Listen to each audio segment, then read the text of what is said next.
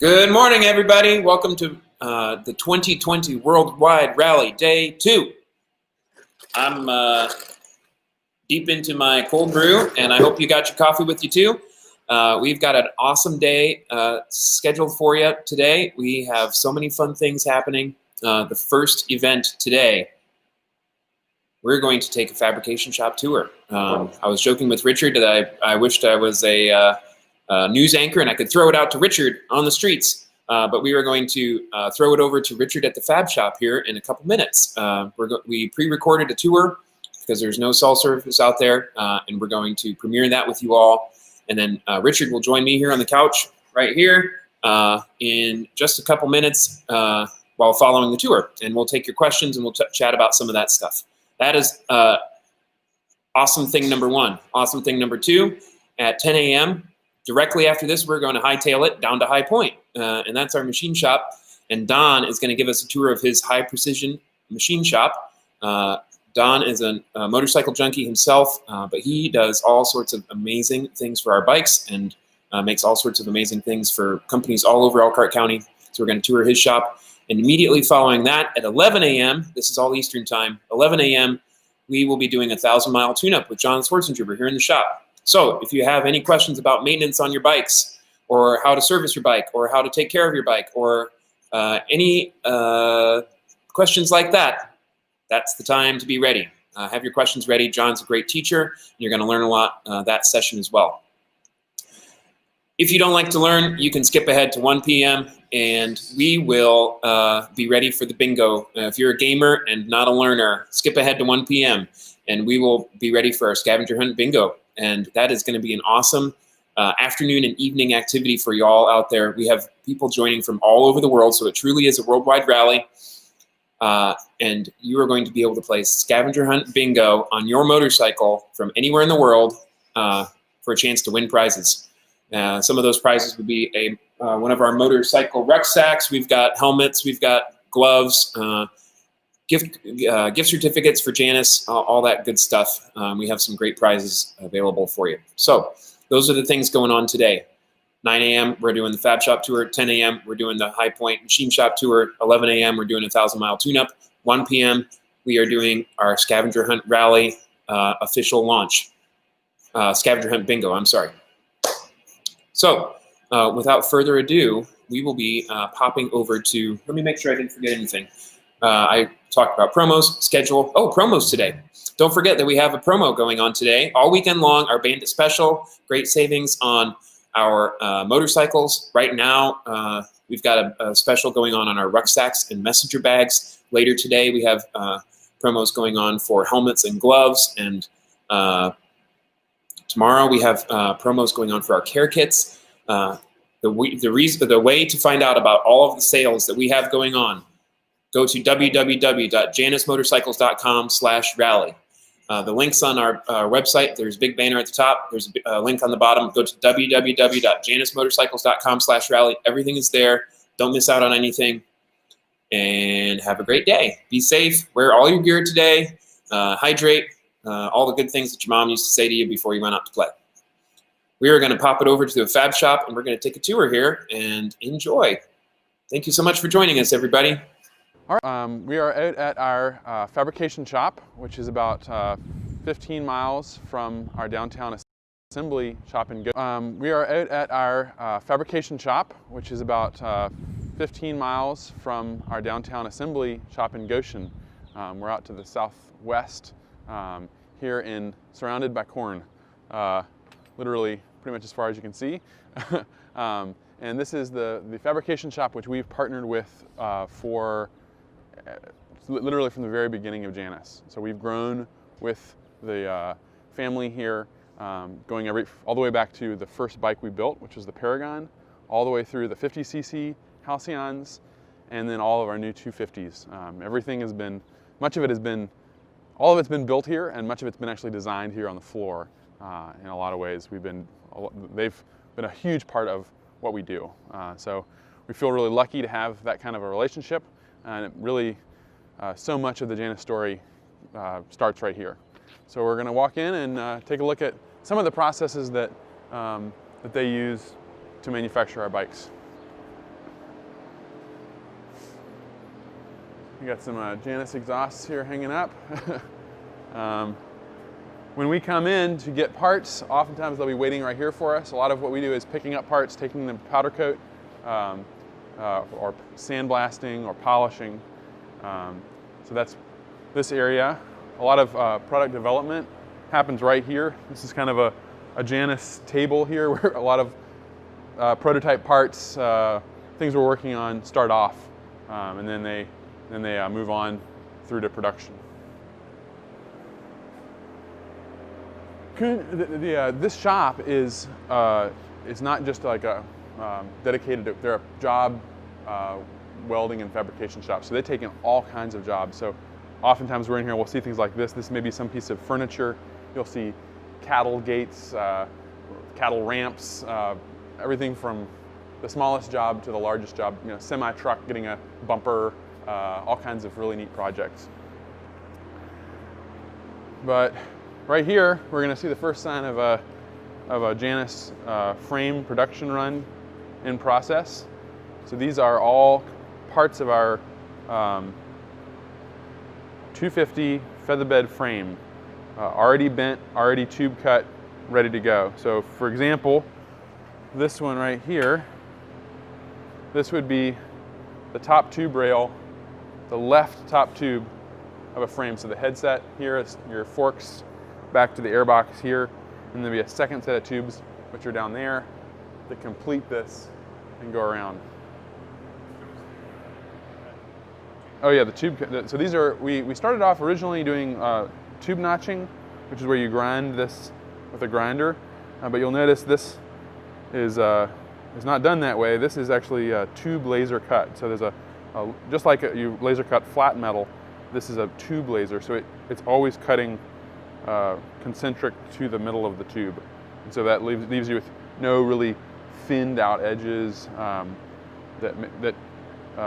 When done right, it gives us a really secure weld connection, and it makes it a lot quicker to make these frames by doing that. And that's done by a laser cutting shop, which is probably 2 miles up the road, and often is delivered here, or things are picked up on a buggy. That actually goes down here.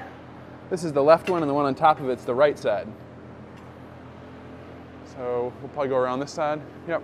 So here is the office space where all the purchase orders happen. Everything is done on paper.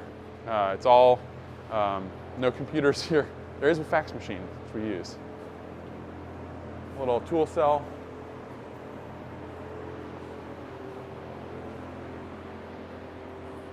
And finally, this is one of their main steel welding fabrication cell. As you can see right now, they are making Janus frames. There's basically somebody making a frame every day. Frames are just, it's a constant production. So you have over here, this is the tube bending section. They have several different kinds of benders. Everything from this, the simplest of all kinds of benders. This is what all of our 50cc bikes were hand bent, and many of the parts for the 250 are still hand bent on this. Different dies get in there. These are all the different dies for different radius bends. And then our frame, most of the components for our frame now are bent on a CNC bender, which is over on the other side of the shop, which it's a more sophisticated tool, and it gives you a more concentric circular cross-section for the tubing rather than stretching it. So once the tubing is bent, after it's been laser cut like we talked about before, it comes over here and it gets welded together. So here's the finished product. I'm sure you all recognize this as a Halcyon 250. This is what it looks like raw. So it's just freshly been welded up. It's come out of the frame fixture, which we're going to see in a second. Fork lock, steering tube. This is the tube I was just showing you on its own, and that's how it kind of fits into this frame. And the way that they make sure that everything lines up is they use a fixture like this over here. This is the original Janus frame jig or frame fixture. Every 50cc and every 250 comes through this machine right here. So this is, if you have a Janus or if you're looking at one, it will have been made on this fixture. And what you see here is basically it's a big device that's perfectly true. It's been set up to allow us to weld all these tubes in exactly the right configuration.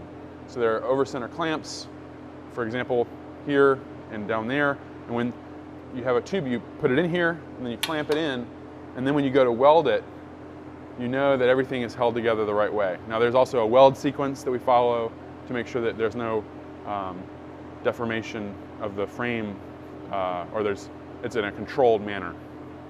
Right here, this is just the right side of the frame, so top and bottom. But there are other fixtures that bolt into this. So this is a modular fixture, and you can see these little holes along the bottom rails. A bunch of different tools, which are up here and down here, fit into this fixture. So everything from the main frame, which you see right here, but also back at the back here, this will slide in, and this is for the rear transom of the hardtail of the Halcyon. So you can see where those would go in.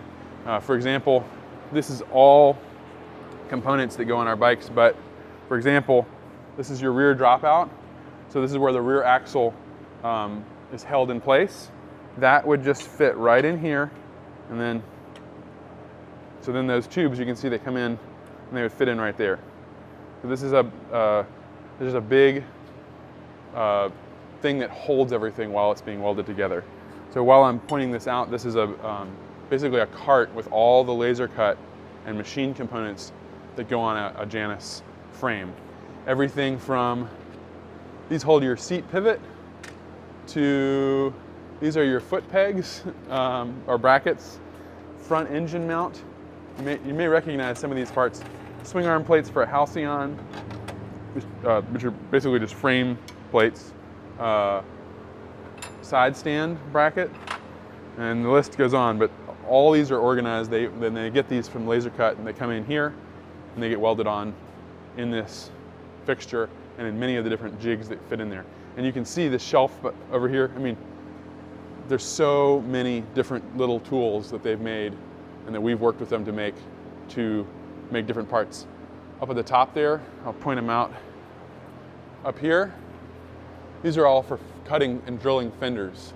So these are very delicate things that they can cut along or drill the fenders to get the holes in the right spot. Here's a great example of a tube laser piece here. This would be one of the rear frame components, but you can see the way that they can form that. And that will be welded into that piece I was just showing you, the dropout. I just think it's so amazing the way these come together.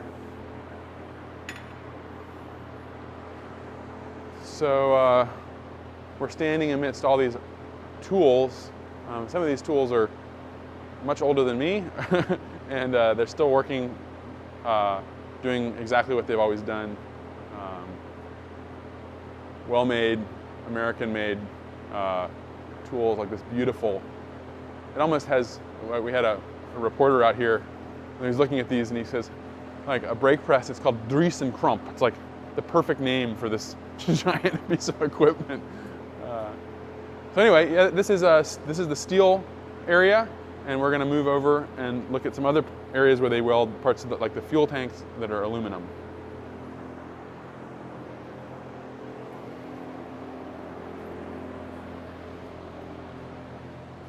This is really neat. These are all dies that go in this press.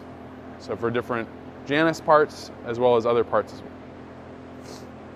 And these would fit together, round ones, pointed ones, to do different bends or breaks in metal.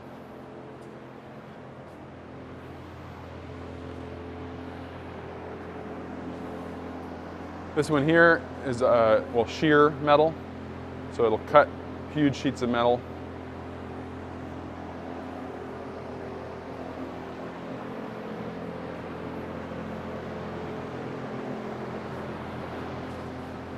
Got more presses over here. And the fuel tanks, this is what a lot of the fuel tank forming is done on this press right here, and then it's welded over here. But well, real quick, I'll show you some of the tooling we use for that. So the way that our tanks are made, it starts off, as you know, in sheet metal, and then we form it to make all these beautiful kind of complex curves, and that's what you're seeing up here. One of them is held in the bottom of the press, the other one's in the top, and it's too heavy for me to pick up, but they come together and will form that fuel tank. Here's one for the Halcyon tank, and they just press together, and they've got the settings set so that it has the right amount of spring back, and that stamps the tank, forms that part of it, and they pull it out, do the other side, and you have the raw shape of the different parts of the fuel tank that then can be welded together, and have the filler neck welded in and the petcock welded in and all that stuff. So, what's that? Why do we make things with sheet metal?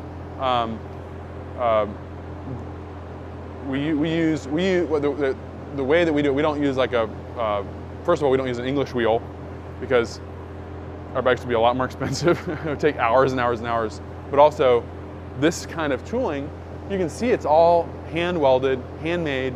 Somebody probably spent 2 days or more working on that, but it's not a $100,000 die in some giant press that would take, that would be way too expensive for us to be able to imagine.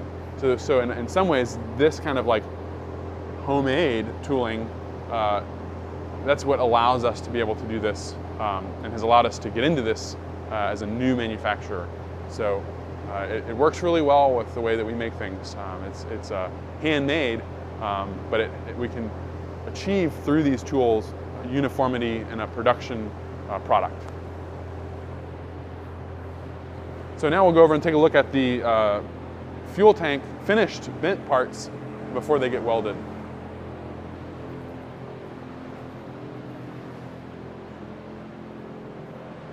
So this is where a lot of the aluminum welding happens in this portion of the shop.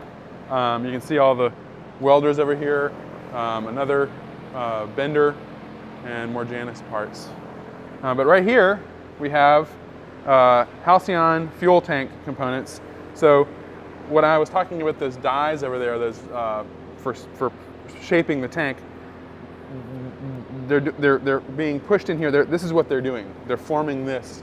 This started off as just a flat piece of 090 aluminum.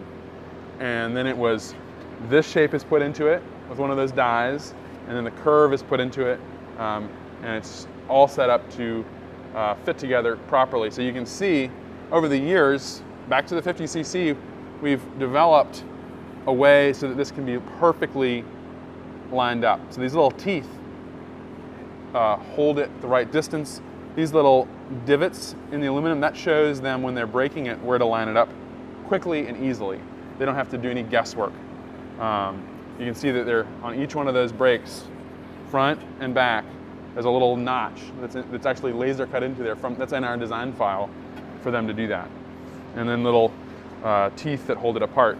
A recent thing, which I think we probably talked about a little bit, is what we've been able to do with changing the way we make this. So this is the bottom of the fuel tank. So you have this would be your vent tube and the petcock here. So the fuel goes to your carburetor from here. And then this just fits right on top. And then it's going to become the Halcyon tank from that, with more little teeth on this, see, that then lock in to that. It's taken a long time to develop this, but that would be a Halcyon fuel tank right there. I also pulled out another piece of aluminum on the bike. This is the air box. You'll probably recognize it. So your carburetor would sit right here. Air comes in this scoop in the back, goes into the filter, which sits right here, and then goes to the engine.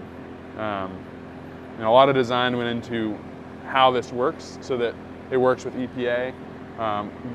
Fuel vapor is held in here and not it doesn't pool out as the bike cools down after a ride. So again, this is, well, you take a look at these over here. These are all Halcyon tanks waiting to be welded up. Just a rack of them there. All the different parts, and there are welding jigs for this as well. That's what you're seeing up there. This is for the Halcyon tank. There are fixtures that hold those parts together. You don't just set it on the table and weld it. It's all held together, supported as it is welded.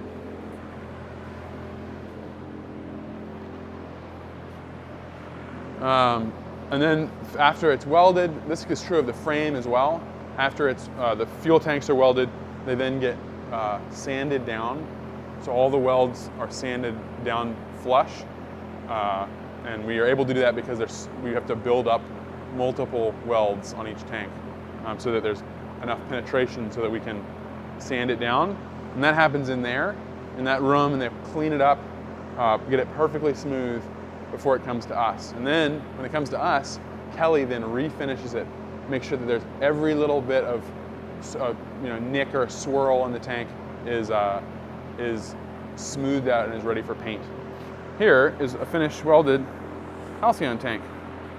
So this is a one that looks like maybe something they were working out something there because it's got a little divot in the back, but you can see that these welds on the bottom and the front, this is all built up weld, and that's sanded down and smoothed out to allow for a perfect smooth paint finish on there. This one is not going into production, yeah. So anyway, there we go.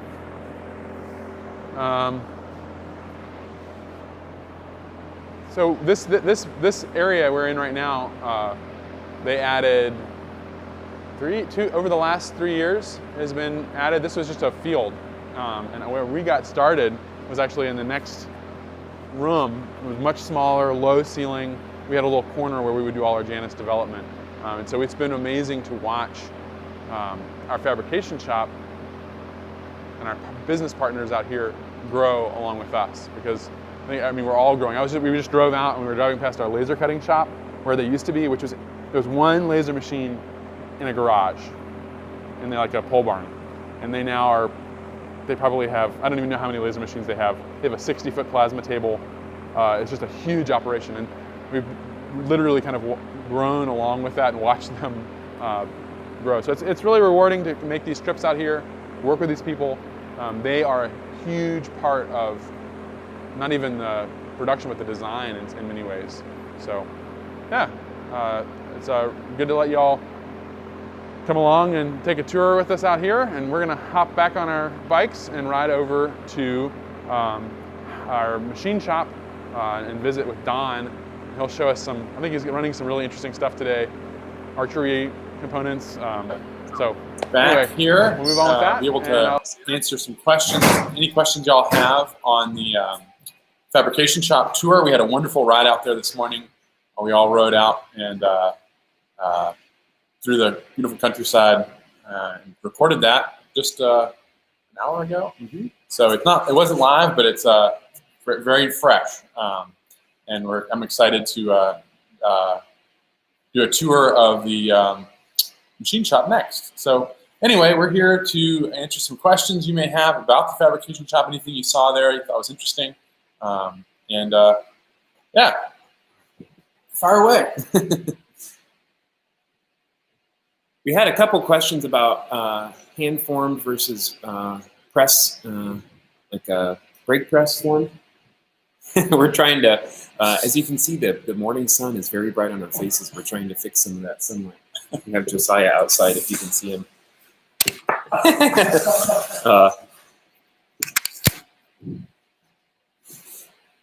Total time to make a tank. Great question, Gary. Total time and total hands. That's probably a good estimate. What do you think, Richard? Oh, I know there's probably an hour or more of welding in that. It's not just one-time welding. They build up quite a bit of weld, and then it's all sanded off. So I think there's many hours in each tank, from the actual just laser cutting of it, forming, then the welding, and then the final finishing. And then there's a lot of machining that goes into different the fuel cap. So there's it's a labor-intensive process. When I say hand form, like Chris's bike, he has the 6th Halcyon 50, and that one was probably formed over a wooden buck and shaped that way. As we've continued to develop that process, we've gotten more and more sophisticated tooling. It's still all done by hand, but sometimes it's like it's a part like I was showing you in that video where these two pieces fit together and form it very consistently. It doesn't take it as long as hand shaping it. How long does it take to paint the tanks? This was a great lead-in, MJ, because I was going to ask Richard to just say, walk us through the process of a fuel tank from start to finish, from sheet aluminum to finish. Yeah. So it starts off as a piece of 090 aluminum, and it gets laser cut, and then it shows up at the fabrication shop. They form it, as we saw, this different top, the bottom, the front, back. And then there's some machine components that go into that. So that's where we'll be going next is High Point down in New Paris. There's the fuel cap, the petcock, the vent tube, and there's mounts on the bottom. Those all get welded on and installed.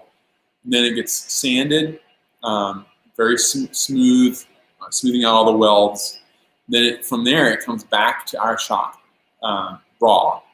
And at which point, Kelly, who does all the pinstriping and paint preparation, preps that tank. So that means she's cleaning it, making sure there's no oils in there, smoothing out any last bits of sanding, and then she cleans it and wraps it and packages it with your fenders, all the parts of their bike that are, we call it the primary color parts, fenders, airbox, headlight bucket, etc.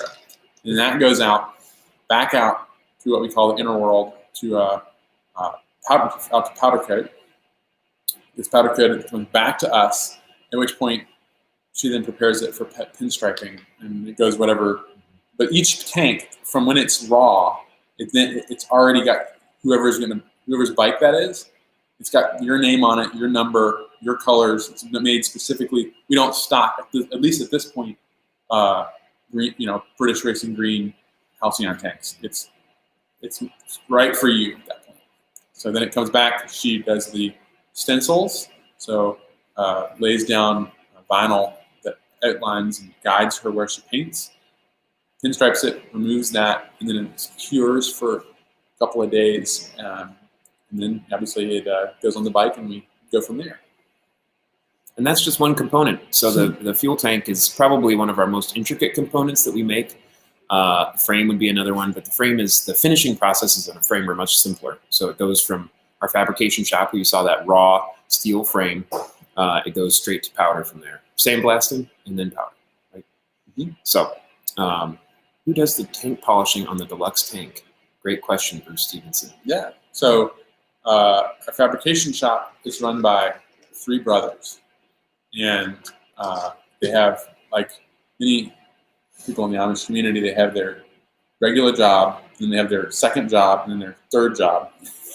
So what they've done is one of them does sandblasting after work, and the other one, Glenn, does polishing and brushing. So if you have a brushed exhaust, he's done that. If you have a polished handlebars, stainless steel handlebars that are polished, he does all that work. Deluxe tank would be part of that. Polished exhaust. Yeah. So any of the shiny components on our motorcycles are not chrome for the most part. There's no chrome on the bike. It's all polished stainless or polished aluminum. And we polish it to that fine mirror finish. And Glenn does that for us in this nice little polish booth that he has at his home. Do we have any other? Oh, there was one more question from. Sorry. Will you be making a larger capacity tank for longer trips? We've tried an auxiliary tank for an iron butt prototype bike, and stay tuned for that. That would be we will probably never change the size of the 250 Halcyon or Griffin or Phoenix fuel tank. I would just recommend an auxiliary tank. You can store one in your saddlebag or on the book rack. It's a very convenient, and doesn't require that you have a different shape tank. Was there ever a book rack luggage rack for the early 50s? If not, would the shop be able to fab one? There was never a luggage rack for the 50cc, and I don't know if there was enough interest. Maybe we could come out with one, but at this point, we're really focusing on production 250s. Yeah. Does anybody have any more questions about the fabrication shop? I've got a couple things to wrap up here with, and then we've got to hightail it down to High Point, like I said, and get ready for workshop number 2. So last chance for questions. While we're waiting for any of those to roll in, I will let you know that we have, I just extended our jacket promo until 6 p.m. We had a couple people asking that they needed a little bit extra time to think about a jacket. So if you would like to put an order in for a Vanson jacket or a gold top jacket, these are heirloom quality jackets. You can save $75 on that until 6 p.m. today. So use the code JACKET75 and you can still place your order. You can call us or email us if you have any questions about the custom order process, especially on the Vanson stuff. There is a process, and if you get a custom ordered jacket, it does take a little bit of time, but again, 2 or 3 months is worth the wait for a lifetime product.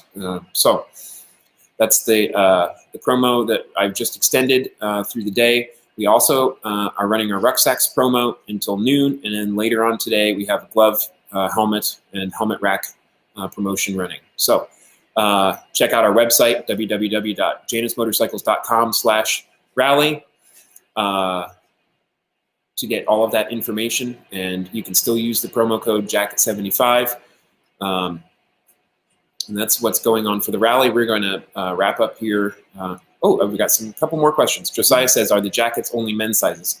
No, the Vanson jacket you can get custom fit to any shape, gender, size, any fruit that you resemble, pear, apple, banana, any of those shapes, tall and thin, broad shoulders, broad hips, anything like that. You can get it custom fit to your shape. Did you consider a center stand instead of a side stand? Gary's on here, and that's not him saying did we consider a center stand? Yeah, we're definitely we'll be coming out with something like that very soon, and we'll try and make it retrofittable for existing owners. So, Michael, you and Gary can start your center stand lobbying pack. Be a club. Yeah. And then we've got some more any design changes coming up. We've got some improvements, just mostly small, just kind of iterations of the design, but nothing. The 250s line is pretty. We're trying to just make sure that we're perfecting it. And then there's one other one I saw. Considering a soft tail Halcyon. Right now, probably not. The 250 Halcyon is as soft as it's going to get. Yeah, as soft as it's going to get. The springs are soft enough for what we're doing with the 250. So those are great questions. We are going to have to wrap it up. If you have other questions that you want, we will have time at the end of our machine shop tour. So save your questions. If you think of something later on, like I do, I always think of the good questions later. Send us a message or an email, or hop on at 10 a.m. So go refill your coffee. I've got a breakfast quesadilla done at the electric brew across the alley, so I'm going to go pick that up, and we're going to head on down to High Point Machining and hang out with Don. So see you guys in 24 minutes.